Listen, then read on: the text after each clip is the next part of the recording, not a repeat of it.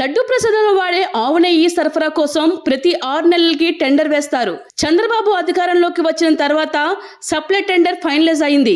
Supply అయిన నెయ్యి TDP lab లో పరీక్షించే వినియోగిస్తారు. ల్యాబ్ టెస్ట్ లో ఫెయిల్ అయిన ట్యాంకర్లను తిప్పి పంపడం సాధారణమే. వైఎస్ జగన్ పై దుష్టాచారం కోసమే చంద్రబాబు దైవాన్ని అడ్డం పెట్టుకున్నాడు. లడ్డూలో కల్తీ జరిగిందని ఏ ఆధారాలతో చెప్తున్నారని ముఖ్యమంత్రి చంద్రబాబును సుప్రీంకోర్టు ఆనాడే నిలదీసింది. ఆరోపణలు చేసి తర్వాత విచారణ జరుపుతారా అని ప్రశ్నించింది. ఒక ముఖ్యమంత్రి ఆరోపణ చేశాక అందుకు విరుద్ధంగా అధికారులు రిపోర్ట్ ఇస్తారా? అందుకే సిబిఐ ఆధ్వర్యంలో సిటీ విచారణ జరపాలని సుప్రీం ఆదేశించింది. ఇప్పుడు సిటీ విచారణ వాడిని నెయ్యిపైనే, తప్పు వాడిన నెయ్యిపై కాదు. లడ్డూ ప్రసాదం తయారీలో కల్తీ నెయ్యి వాడినట్లు ఏ ఆధారాలు లేవు అని అంబటి రాంబాబు గారు మాజీ మంత్రి అన్నారు. వెంటనే తిరిగి పంపించేస్తారు. అలా జగన్మోహన్ రెడ్డి గారి హయాంలోనూ సుమారుగా 18 ట్యాంకర్లు పంపించేశారు.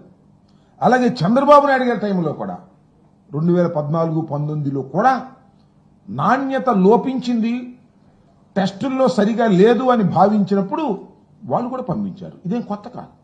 చంద్రబాబు నాయుడు గారి హయాంలో కానీ జగన్మోహన్ రెడ్డి గారి హయాంలో కానీ ఏదైతే టెస్టులు పాస్ కాలేదో, అక్కడ కరెక్ట్గా లెక్కలు రాలేదో, ఆ నాణ్యతకు సంబంధించి వాటిని రిజెక్ట్ చేసి కిందకి పంపించేస్తారు.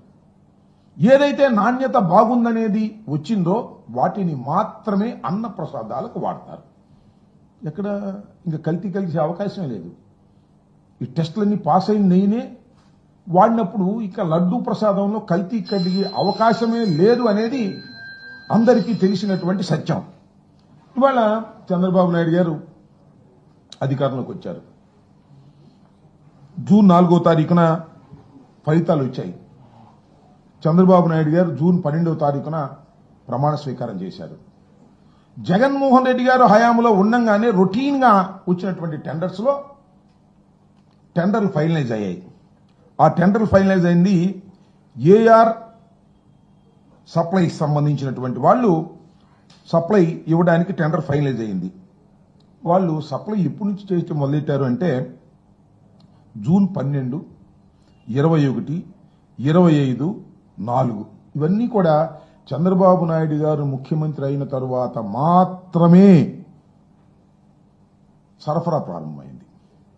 ఆ సరఫరా ప్రారంభమైతే జూన్ 12, జూన్ 21, జూన్ 25, జూన్ 4 తారీఖుల్లో వచ్చినటువంటి ట్యాంకర్లన్నీ కూడా టెస్టులు చేశారు, శాంపిల్స్ తీసుకున్నారు, బ్రహ్మాండంగా ఉన్నాయని పంపించారు. ఆ తర్వాత జూలై 6వ తారీఖున, జూలై 12వ తారీఖున కొన్ని ట్యాంకర్లు వచ్చాయి. ఆ ట్యాంకర్లను టెస్ట్ చేశారు, అవి ఫెయిల్ అయినాయి.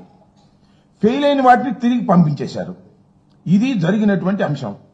చంద్రబాబు నాయుడు గారి హయాంలో కూడా ఇలాగే 14-19లో కూడా సుమారుగా 15 ట్యాంకర్లను ఈ విధంగా వెనక పంపించేశారు.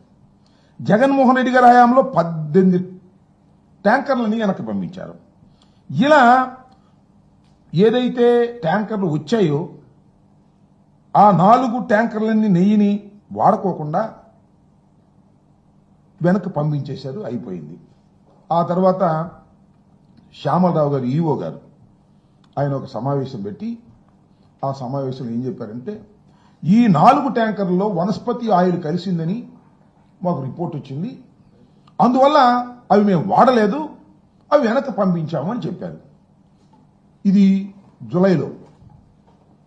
ఇదిలా ఉంటే నారా చంద్రబాబు నాయుడు గారు రాజకీయ లబ్ధి పొందాలనేటువంటి దురుద్దేశంతో శ్రీ శ్రీ శ్రీ శ్రీ వెంకటేశ్వర స్వామిని, పవిత్రమైనటువంటి దేవాలయాన్ని, భక్తుల్ని ఉపయోగించుకొని జగన్మోహన్ రెడ్డి గారి ప్రభుత్వం మీద, వైఎస్ఆర్ కాంగ్రెస్ పార్టీ మీద బురద చల్లాలనేటువంటి ఉద్దేశంతో రాజకీయ లబ్ధి పొందాలని భగవంతుడిని అడ్డం పెట్టుకుని చంద్రబాబు నాయుడు సెప్టెంబర్ 18న ఈ కూటమి సమావేశం జరిగింది. ఎమ్మెల్యేలందరూ దానిలో ఒక అపవిత్రమైన మాట, పచ్చి అబద్ధపు మాట, దురుద్దేశంతో కూడుకున్న మాట, జగన్మోహన్ రెడ్డి గారి మీద కక్షతో, ప్రభుత్వం మీద కక్షతో, దైవాన్ని అడ్డం పెట్టుకుని వాడాలనే దురుద్దేశంతో ఒక మాట మాట్లాడాడు. లడ్డూ ప్రసాదాల్లో నెయ్యిలో కాదు, సరఫరా చేసి నెయ్యిలో కల్తీ కలిస్తే ఆ నెయ్యిని మేము వెనక్కి పంపించాము, అని చెప్పకోకుండా ఈవో గారేమో వెనక పంపించేశాము దాన్ని వాడలేదని చెబితే ఆయన ఏమన్నాడంటే లడ్డూ ప్రసాదంలో పంది కొవ్వు యానిమల్ ఫ్యాట్ ఉపయోగించారు, ఇది దుర్మార్గం అని గుడ్డగాల్చి ఒకటి ముఖాన వేశాడు, ఒక అబద్ధ ప్రచారాన్ని వేశాడు. దాన్ని ఇవాళ లాక్కోలేక పీక్కోలేక కింద మీద పడతా ఉన్నాడు. అసలు ఏ ఆధారాల మీద మీరు చెప్తారు? కల్తీ జరిగిందని ఏ ఆధారాల మీద మీరు చెప్తారు? ముఖ్యమంత్రి అయి ఉండి కూడా ఎందుకు ఇలా చెప్తారు అని సాక్షాత్తు సుప్రీంకోర్టే కోర్టులో బహిరంగంగా అడిగింది. మీరు ఏ ఆధారాలు లేకోకుండా లడ్డూ ప్రసాదంలో కల్తీ కలిసిందని ఎలా చెప్తారు? చెప్పిన తర్వాత విచారణ ఏంటి? ఒక ముఖ్యమంత్రి కలిసింది తప్పు జరిగిందని చెప్పి ఆ ముఖ్యమంత్రి ఆధీనంలో విచారణ జరిగితే ఎవరైనా సరే దానికి వ్యతిరేకంగా రిపోర్ట్ ఇస్తారా అనేటువంటి ప్రశ్నలు సుప్రీంకోర్టులో అడిగితే తెల్లముఖం వేయాల్సినటువంటి పరిస్థితి ఏర్పడింది. తర్వాత ఆ సిట్టును సరిచేసి సిబిఐ డైరెక్టర్ నాయకత్వంలో ఆ సిట్టు జరగాలని మళ్ళా దాన్ని పునర్వ్యవస్థీకరించి కొత్తగా దాన్ని సిట్ని మార్చి వేయటం జరిగింది. దాని మీద విచారణ జరుగుతున్నటువంటి సందర్భం ఇది. ఎంత ఘోరమైనటువంటి అంశం ఏంటంటే ఒక భగవంతుణ్ణి అడ్డం పెట్టుకొని జగన్మోహన్ రెడ్డి గారిని వైఎస్ఆర్ కాంగ్రెస్ పార్టీని బురద జల్లాలనేటువంటి ప్రయత్నం చంద్రబాబు నాయుడు గారు చేయటం చాలా దురదృష్టకరమైనటువంటి పరిణామం. ఇవాళ కూడా ఏదో ఒక విధంగా ఇంకా అదే స్టాండ్ తీసుకుని అదే స్టాండ్ను తీసుకెళ్లి ప్రచారం చేయాలనేటువంటి ప్రయత్నం చేస్తున్నారు. చాలా స్పష్టంగా లోతుగా ఆలోచిస్తే ఎవరికైనా అర్థమయ్యేది ఒక్కటే, ఏదైతే వీళ్ళు తీసుకెళ్లి మళ్ళా ఎన్డీబీఐకి పంపించారు రిపోర్ట్, దానిలో వాళ్ళు చాలా స్పష్టంగా చెప్పినటువంటి అంశాన్ని మీ దృష్టిలోకి తీసుకొస్తాను. వాళ్ళు ఏమంటారంటే, అయ్యా మా దగ్గర ఈ రిపోర్ట్ వచ్చింది, ఈ రిపోర్ట్ కిందే ఒక డిస్క్లైమర్ పెట్టారు.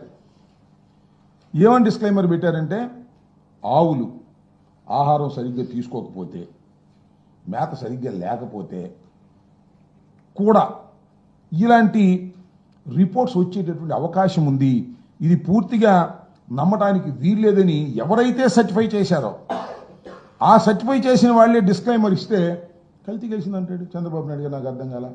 ఇవన్నీ ఏంటి? వాడనటువంటి నెయ్యి రిపోర్ట్లోనే ఈ విధంగా ఖచ్చితత్వం లోపించే అవకాశం ఉంది అనే డిస్క్లైమర్ వాళ్ళు ఇచ్చారు. తాము ఇచ్చిన రిజల్ట్స్ కొన్ని సందర్భాల్లో ఖచ్చితత్వం లోపిస్తుంది, కొన్ని సందర్భాలు ఎక్సెప్షనల్ సందర్భాల్లో ఖచ్చితత్వం లోపిస్తుందని ఎన్డీడీబీ రిపోర్ట్ ఇచ్చింది. ఏమని? దానిలో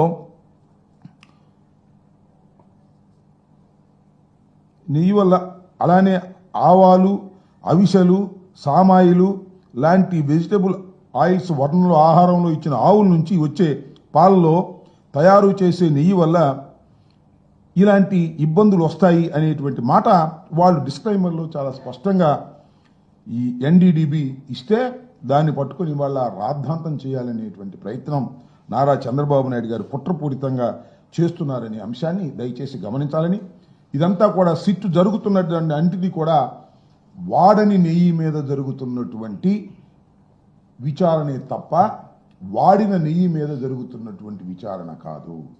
లడ్డూ ప్రసాదాలలో ఏ విధమైన కల్తీ నెయ్యిని వాడారనేటువంటి ఆధారాలు కానీ అనుమానాలు కానీ లేకపోయినా నారా చంద్రబాబు నాయుడు గారు వాడేశారని, అది తినేశారని ఒక అపవిత్రమైనటువంటి ప్రచారాన్ని చేయటం చాలా దురదృష్టకరం. దీనికి ఖచ్చితంగా నారా చంద్రబాబు నాయుడు గారు మూల్యం చెల్లించక తప్పదు. ఇన్ని పచ్చి అబద్ధాలు శ్రీ శ్రీ శ్రీ శ్రీ వెంకటేశ్వర స్వామిని అడ్డం పెట్టుకొని చేయటం అనేది దుర్మార్గమైన విషయంగా మేము ఈ సందర్భంగా చెబుతున్నాం. Hi, this is Swathi. Like చేయండి, షేర్ చేయండి, కమెంట్ చేయండి అండ్ సబ్స్క్రైబ్ చేయండి GRTV. Hi, this is Monica. Please like, share and subscribe GRTV.